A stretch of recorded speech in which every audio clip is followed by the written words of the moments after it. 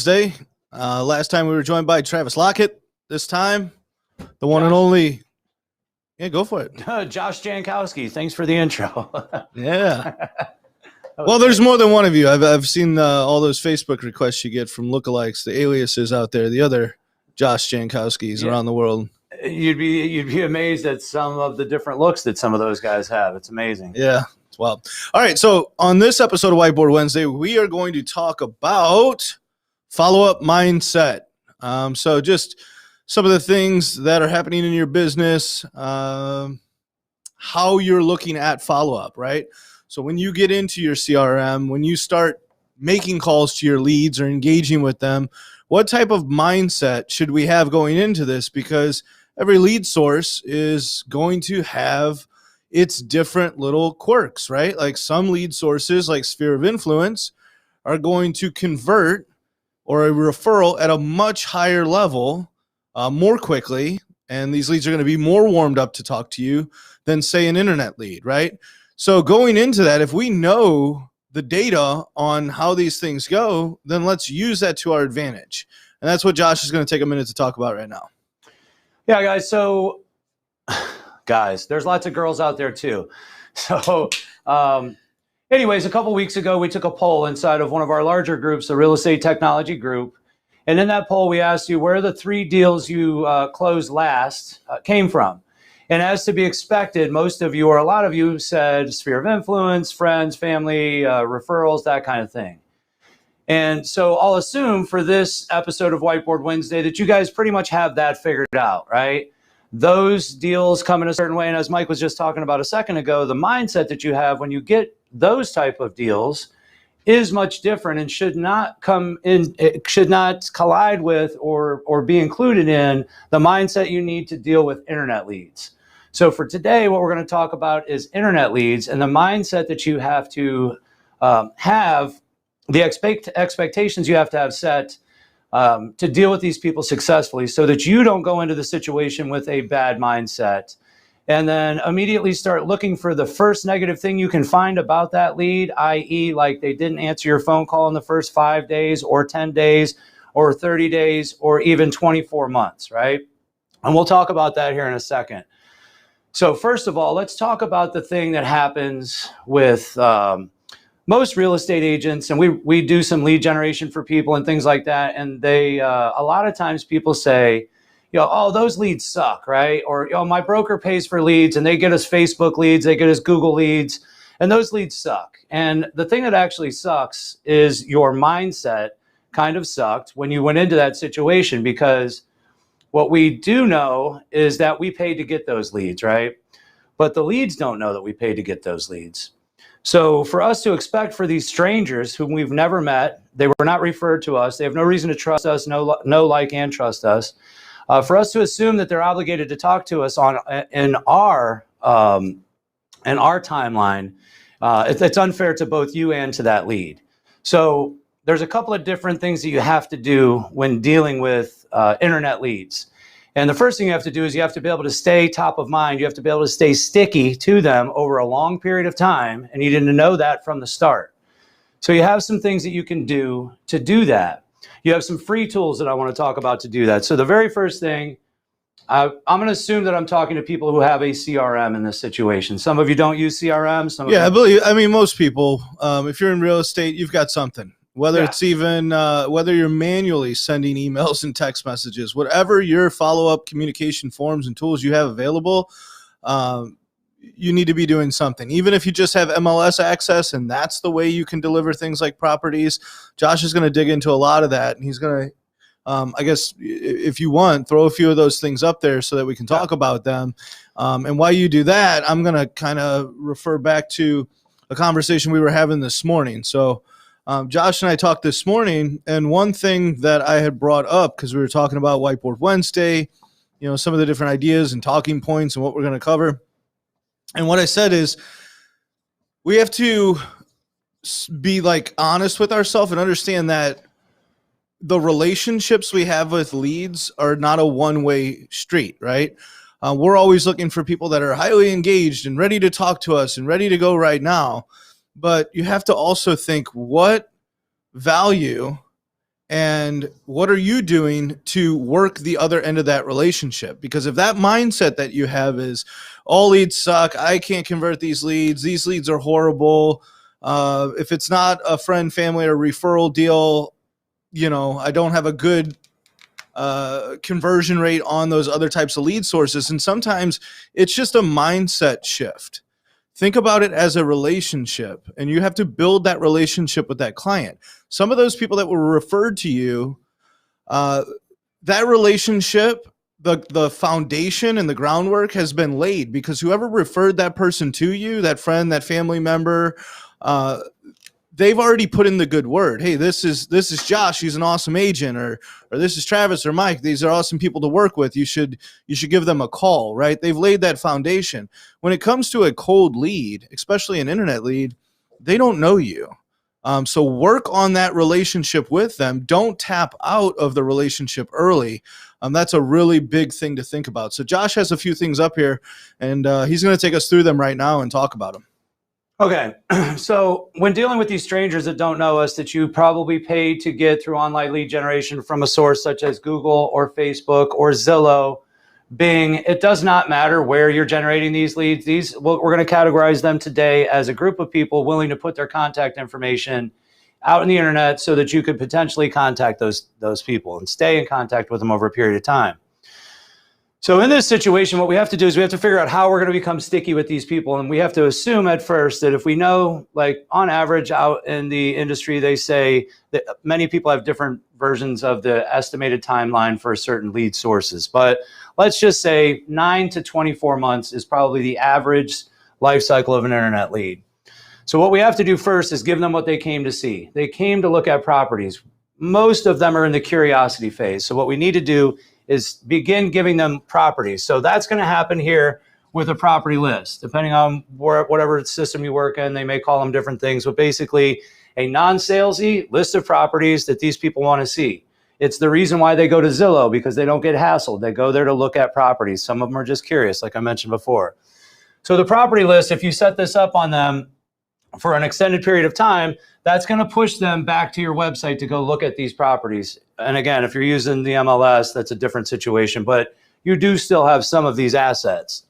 You do have the property list in the MLS. You can still send emails. You can still do a market report, texting and making phone calls. That may have to happen from your cell phone if you don't have a dialer type system. However, the first thing we need to do is as they come in, and what we recommend is that you put them like on a general list of properties. And the reason why is they don't deserve a custom list of properties yet. Yes, there's technology out there that can tell what they were looking at and assume that that's what they're actually going to purchase if they ever purchase at all. But why not start at the curiosity phase, give them a general broad list of properties, and then force that communication, force that conversation. In order to get these people to know, like, and trust you, you have to communicate with them. So let's force them. Let's trade them their custom list for the information that we want from them, which would be how we're going to build that list, price, range, and area. So we get them on a property list. And also, I'm not sure when this happened in the real estate industry, but it did over time. For some reason, market reports go to sellers and property lists go to buyers, and that's just the way it is. But the truth is, if I'm getting ready to go buy a house, and especially if I'm in the curiosity phase, regardless of what's going on in the world today or on any day, I would like to know if I'm gonna purchase a home, I want to know what's going on in the market too. So I want a market report also. And if I'm thinking about selling my home, and that's a good thing to keep in mind, like they don't just need to go to buyers. It's another touch count, right? That's another way to stay within the inbox. It just raises those little mini touches over time where you can warm that lead up to who you are and what you're trying to get a hold of them for and what you're trying to accomplish. Exactly. And if possible, Mike, I'm going to get to an example at the end. I don't know if you have access to it on that computer, but if we could pull up that person from the other day with the 138 contacts, maybe not. I'll just talk about it. We don't have to show it. Okay, anyway, so the tools that you have, I'll go over them real quick. Property list, this is list of properties, market reports. This is what's going on, sold data, things like that in the market. To the topic of what we were just saying, a market report is important for a seller, of course, but if you plan on doing a listing appointment with this person, you're going to go there and talk to them. Why would you not have them set up on a list of properties similar to the home that they own in the area and the price range, so that they can see what the price point is and they can look at the pictures of the other homes that are available? So when you walk into this house that has no upgrades, right? It's still got the 70s deal going on. They can know that just because the home down the road sold for $600,000, that home happened to be all macked out, countertops and all that good stuff. So it's good for both people to have these. So both of those things need to be driving them, bringing them back to your website. And the reason for that is, sorry about that phone. I don't know if that picked up on the mic or not, but anyways, the reason for that is you guys all sell things, right? And you sell them from your online store. Your online store is your website. You have got to start bringing these people to your website. And these two things are free vehicles, generally speaking, free vehicles to bring them to your website. They're going to end up in their inboxes and they're going to bring them to your website. The other thing that you have is emails. You can all send emails. That's easy enough. We certainly recommend having a follow-up system in place that does these things for you instantly as they come in. However, if they don't, you can still do this. You can still try to compete. Your email campaign, you also have text messages. Now, the text can contain links that could bring them to your website, but this here is really more about staying top of mind, because the text message is the very intrusive thing, and it's the thing you can't do a whole lot of either, right? You can send a whole bunch of property lists. They could get hit with this every day and they might not mind. If you text somebody every day, they're going to opt out. It's going to be over with.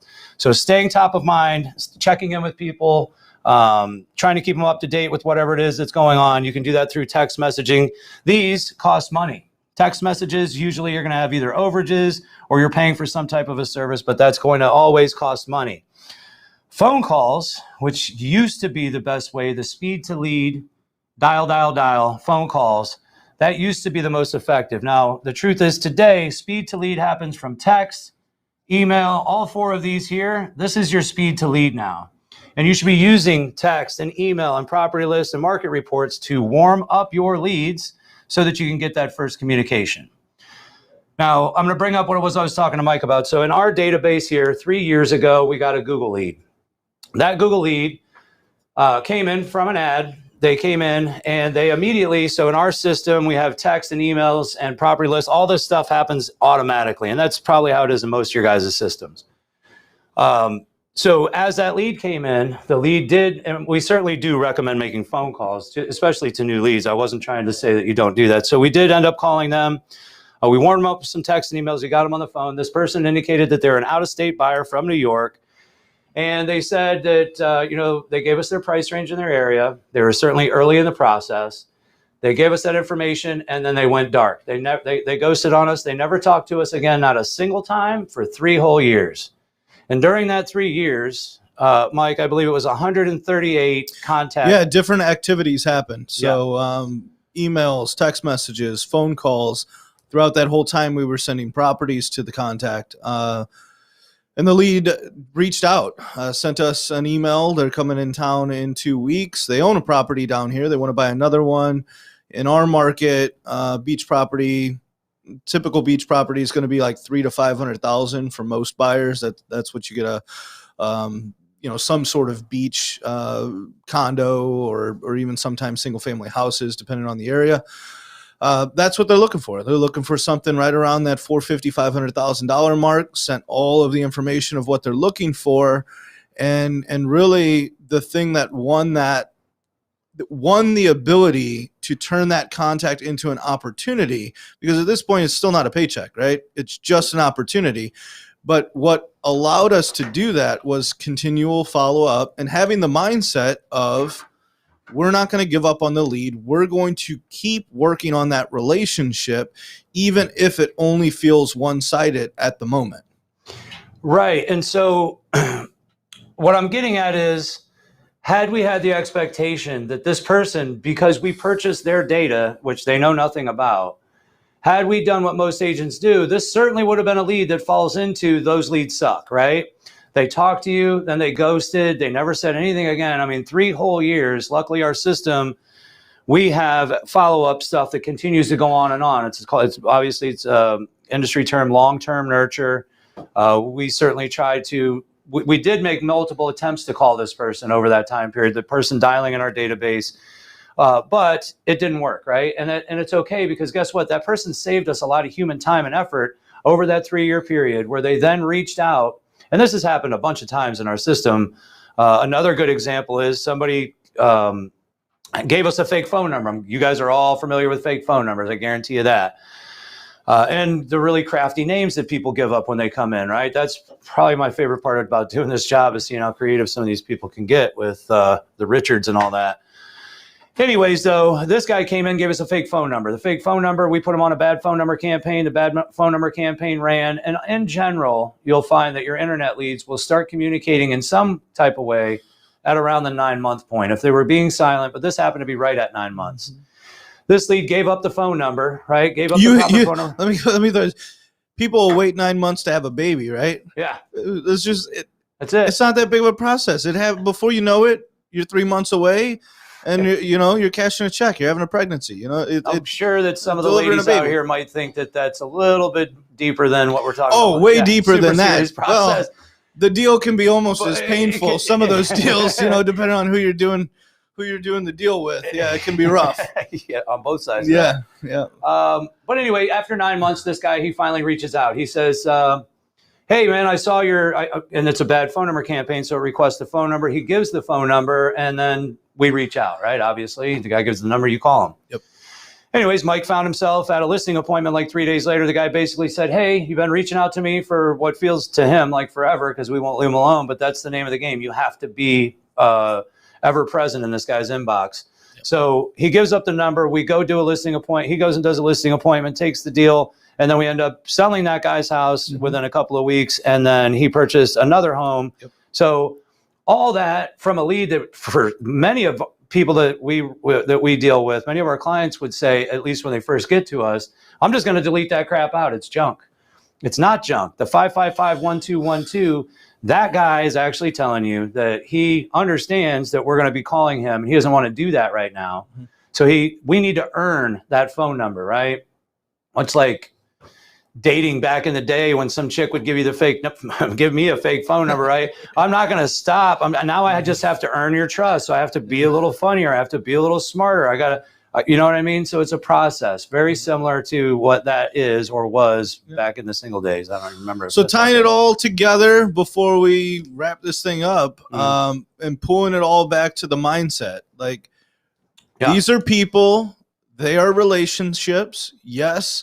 You may have a lot of leads in your database. You may need to leverage things that are automated text, automated email, automated property alerts, automated market updates, everything Josh is talking about. If you're with a system that allows you to do that, and there's many systems out there that allow you and have those capabilities, just know that those little nudges don't always go unseen, right? And you have to work on that relationship with your database. So don't be scared of it. I know that at times it can be overwhelming. What do I send? When do I do it? The things that Josh outlined today are quick, easy things that you can put into play. Making sure that all of your contacts are receiving some properties to look at is time consuming to set it up. But once it's there, you know that there's one communication channel. Then you layer in the market reports, a second communication piece. And that's all you need to do is know that these things stack on top of each other, making the lead or the contact believe that you are constantly doing work to reach out to them, when really you just may be making one phone call a month, or maybe one every other month to that lead, attempting, right, for those long-term leads. So the mindset, just remember, yes, there are leads that you may not want to do business with, but if you have a database of leads from sources like Facebook and Google, you're going to need to just take a different approach with it, right? Yeah, and to that point, just because they go unresponded to doesn't mean they went unseen. And the relationship that you're building over time has a lot to do with your consistency and quite frankly, sadly, your reputation, not as yourself, but as real estate agents in general, where we tell them we're going to do something, and then we get all excited because it's a new lead, so we treat them just like that new relationship. You treat it like this super important thing, and then it kind of falls off. So you got to have some of these things that are automated if possible, but if they're not automated, you got to get in there and do the work. If you want to get to the deals and compete in the online game, you got to have some type of follow-up system in place, whether it's you or through automation or a combination of both. I did not mention the ad campaigns. It's another good, you should be retargeting your databases if you can. Yeah, and that's some follow-up stuff that we'll get a Whiteboard Wednesday that deals with nothing but stuff like that. Today really just honed in on mindset, follow-up mindset, get in that follow-up mindset. Go after it. Win that relationship to do business with that lead when they are lead sources that are not just these knockdown deals like a sphere of influence, past client, referral from someone else. Those things, you've kind of been teed up for. These other ones, you're going to have to put a little work in, and that's why they're a harder and a lower converting lead source, because most people don't do the work. Most people don't put the work in to get those relationships. Any other final words before we as we go this thing? As we go through time, guys, we do more of these. We'll dig into each of the individual things and get talking more about those things. But just like Mike was saying, work to win the deal, work to win that relationship, because guess what? In the end, when you do a deal with an online lead, they become somebody who can refer you business to where you're doing that lay down lead that's easy. We can get to more of those people. It's about stacking those building blocks over time. That's it. Everybody, thank you. That was episode 2 of Whiteboard Wednesday. Check us out. We do these almost every single week. And we'll be every week. Almost every week. We're working on consistency, right? Consistency is key. All key. we can do is make progress.